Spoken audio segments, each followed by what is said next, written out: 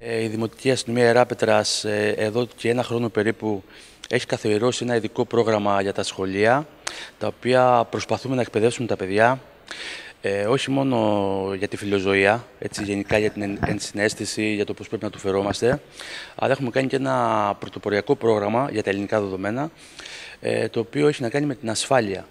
Έτσι, προσπαθούμε να μάθουμε στα παιδιά να προστατεύονται, τόσο όσον αφορά την πρόληψη, δηλαδή τι κάνουμε σε ένα ζωάκι, πώς το πλησιάζουμε. Για παράδειγμα, δεν πειράζουμε ένα σκυλάκι όταν τρώει, δεν πειράζουμε ένα ζωάκι όταν κοιμάται, αλλά τι κάνουμε και κατά τη διάρκεια μιας επίθεσης. Αν το δηλαδή σε μια πολύ δύσκολη θέση, γιατί υπάρχουν στο εξωτερικό κάποια προγράμματα, τα οποία δυστυχώς στην Ελλάδα δεν τα έχει εφαρμόσει κανένας, δεν υπάρχουν στα σχολεία μας. Και προσπαθούμε εμείς από εδώ να διαχύσουμε τη γνώση, γιατί αυτό το πρόγραμμα το στέλνουμε και σε υπόλοιπους δήμους, σε υπόλοιπες δημοτικές αστυνομίες. Εχθές είχαμε άλλη μια επίθεση, άλλο ένα συμβάν πάνω στη Θεσσαλονίκη, όπου 3 δεσποζόμενα σκυλιά διέφυγαν της προσοχής του ιδιοκτήτη και κατασπάραξαν μια γυναίκα και είχαμε θάνατο. Αυτό το συμβάν έρχεται να προσθεθεί σε άλλο ένα τραγικό συμβάν που είχε γίνει πριν από ένα μήνα, και δεν ασχολείται κανείς. Δηλαδή με την έννοια ότι κανείς δεν πάει να δει ολικά το φαινόμενο, μόνο ασχολείται με το συμβάν, πάμε παρακάτω μέχρι να σκάσει το επόμενο και ούτω καθεξής. Να σας πω ότι είναι λίγο, θα μπορούσε, δηλαδή, όπως τα τροχαία. Έτσι, θα έπρεπε να υπάρχει ένα παρατηρητήριο το οποίο να προσέχει τι γίνεται σε όλη την Ελλάδα, να κρατάει κάποια στατιστικά στοιχεία, να μετράει λοιπόν ότι εκεί είχαμε ένα, εκεί άλλο ένα. Γιατί στατιστικά, αν το δούμε αυτό, για παράδειγμα, τώρα ψάχνοντας εμείς, είδαμε ότι η Λαμία έχει πολύ μεγάλο πρόβλημα. Άρα εκεί θα μπορούσε να επέμβει το κράτος, είτε έτσι είτε αλλιώς. Όλες οι επιθέσεις και όλα τα δαγκώματα οφείλονται κυρίως στην ανθρώπινη ασυνειδησία. Δηλαδή, πάντα υπάρχει μια ανθρώπινη πράξη από πίσω, η οποία είτε είναι σκόπιμη καμιά φορά, είτε είναι αμέλεια που λέμε. Στην περίπτωση αυτού του συμβάν έχουμε λοιπόν μια αμέλεια, ότι διέφυγαν της προσοχής του ιδιοκτήτη και πήγαν και κατασπάραξαν κλπ. Δηλαδή δεν ήταν θέμα τόσο εκπαίδευσης. Δικαιολογείται η επιθετικότητα?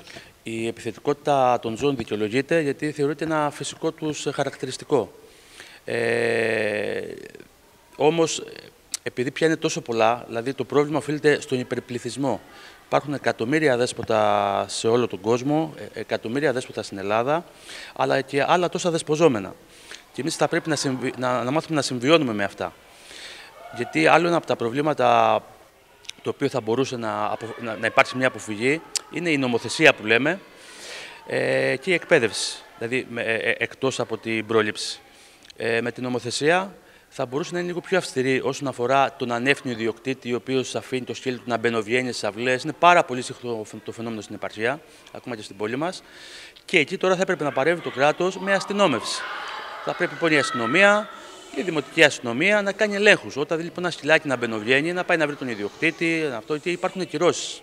Μέχρι και αυτόφορο είναι πλημέλημα το αν αφήνει το σκύλο σου να κάνει ζημιές και να επιτίθεται. Στην Ιεράπετρα τη γνωρίζουν σίγουρα. Έτσι, γιατί εδώ έχουμε κάνει τόσα πολλά, βγαίνουμε συνέχεια, κάνουμε εκπαιδεύσεις, έχουμε βγει στην κοινωνία. Αλλά γενικά θεωρώ ότι το θέμα πια είναι τόσο επίκαιρο που είναι δύσκολο πια κάποιος να μην ξέρει τι συμβαίνει. Ο λόγος που γίνεται και σήμερα αυτή η εκδήλωση είναι για να βγάλουμε τους αυριανούς φιλόζωους? Όχι τόσο φιλόζωους, να βγάλουμε τους αυριανούς υπεύθυνους πολίτες. Γιατί μαθαίνοντας να αγαπάμε, να προσέχουμε, αυτός είναι ένας μηχανισμός ευθύνης.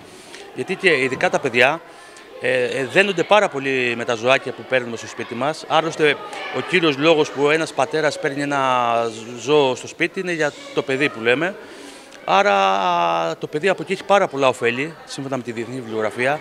Δένεται συναισθηματικά, μπορεί να του λέει τον πόνο του, του μιλάει. Μπορεί να μην έχει αδέλφια, μπορεί να μην... και έχει ένα πράγμα να μιλάει, να επικοινωνεί που λέμε. Άρα με αυτή την έννοια, όταν λοιπόν ένα ζωάκι έχει δαγκώσει μέσα στο σπίτι και αυτό αμέσως ο μπαμπάς του απομακρύνει επειδή δαγκώνει, το παιδί θα έχει διπλό κακό. Δηλαδή θα νιώσει και ψυχολογικά άσχημα που του φεύγει ένας φίλος. Γι' αυτό είναι πολύ σημαντικό λοιπόν αυτή η συμβίωση, να μάθουμε ότι τα ζώα έχουν δικαιώματα, έχουν και υποχρεώσεις και όσο και να το κάνουμε είναι ζώα. Παροτρύνετε τους γονείς να πάρουν δώρο τώρα τα Χριστούγεννα, ένα ζωάκι? Όχι με την έννοια του δώρου. Δηλαδή το ένα ζωάκι δεν είναι δώρο. Έτσι, είναι μια ολόκληρη οικογενειακή απόφαση. Γιατί χρειάζεται να κάνει τις βόλτες του, υπάρχει κόστος. Δηλαδή, αν θέλουμε να πάμε μια οικογενειακή εκδρομή, πού θα τα αφήσουμε? Έτσι, είναι μια απόφαση ευθύνης. Υπάρχει η νομοθεσία για την κακοποίηση των ζώων, είναι σκληρή?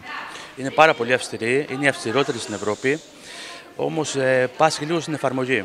Γιατί έχει ανατεθεί σε πολλούς αστυνομικές αρχές, οι οποίες και αυτές δεν προλαβαίνουν.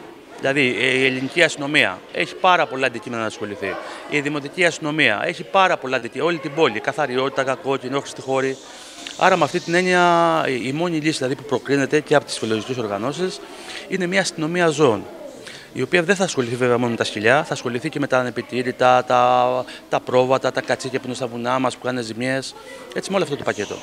Είδαμε ότι η δημοτική αστυνομία έχει το δικό της ζωάκι, το δικό της σκυλί. Ναι, είναι εκπαιδευμένο, είναι η Μπουμπού, το είχαμε βρει μικρούλι κι αυτό.